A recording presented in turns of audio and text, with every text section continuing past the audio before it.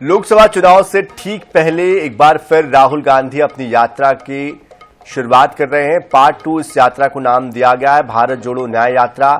ये लेकर वो मध्य प्रदेश पहुंचे हैं। पार्ट 1 में बुरहानपुर के बोदरली गांव में 23 नवंबर 2022 की कड़कड़ाती हुई ठंड में भारत जोड़ो यात्रा पहुंची थी और इस बार यात्रा में मुरैना से उन्होंने एंट्री ली है। क्या है इसके मायने, किस तरह से इसका रोड मैप तैयार किया गया है, देखिए इस रिपोर्ट में।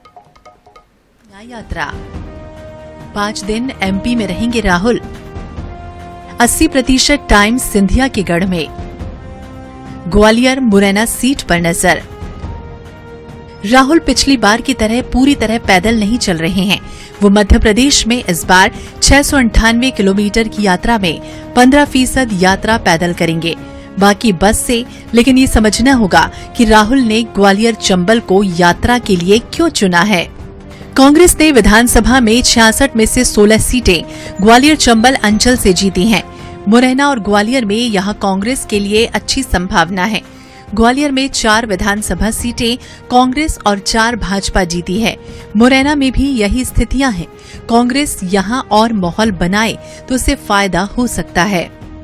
मध्य प्रदेश में मैं समझता हूँ 6 दिन उनके जो गुजर रहे हैं, ग्वालियर चंबल से उनकी आगमनी हो रही है, उनका आगमन हो रहा है, तो ग्वालियर चंबल के लोगों ने पलक पाँव बिछाकर उनका स्वागत किया है। और ये स्वागत 2024 के चुनाव में आपको परिलक्षित दिखाई देगा कि राहुल गांधी के स्वागत से क्या असर पड़ा, क्या असर नहीं पड़ा है, ये आपको चुनाव परिणाम बताएंगे।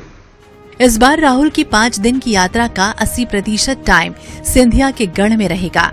राजनीतिक विश्लेषकों की माने तो ग्वालियर मुरैना सीट पर कांग्रेस की नजर है।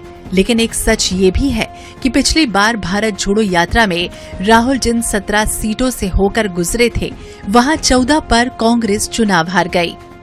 राहुल गांधी मध्य प्रदेश के अंदर जब वो पहली बार आए थे और 22 विधानसभाओं में गए, 22 विधानसभाओं में भी बंटा ढार हो गया कांग्रेस का।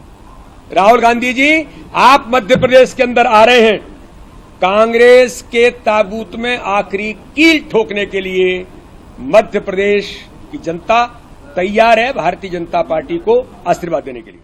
विधानसभा की 66 सीटों के हिसाब से देखें तो लोकसभा में कांग्रेस 6 या 7 सीटों पर मजबूत दिख रही है। लेकिन पिछले 2 चुनावों में 2014 में 2 और 2019 में सिर्फ 1 सीट मिली। ऐसे में राहुल को ऐसा कुछ करना होगा कि कम से कम एमपी में लोकसभा की 4 से 5 सीटों पर जीत पक्की हो सके, तब उनका प्रभाव ज्यादा बढ़ेगा। Bureau report INH 24/7।